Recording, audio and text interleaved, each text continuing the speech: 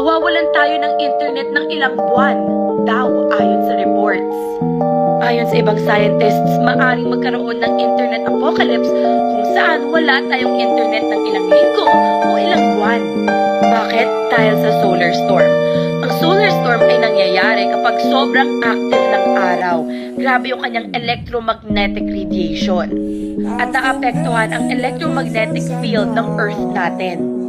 At isang posibleng epekto nito ay mawawalan tayo ng internet ng matagal. Ang pinakamalakas na solar storm ay nangyari noong 1859 at wala pang internet noon. Pero naapektuhan ang mga telegraph lines, nagkaroon ng static shock at yung iba nasunog. Ang internet apocalypse ay posibilidad lang, hindi naman to sure na. At yung mga scientists, inaaral nila kung paano ito ma-prevent at kung paano tayo ma-warn yan.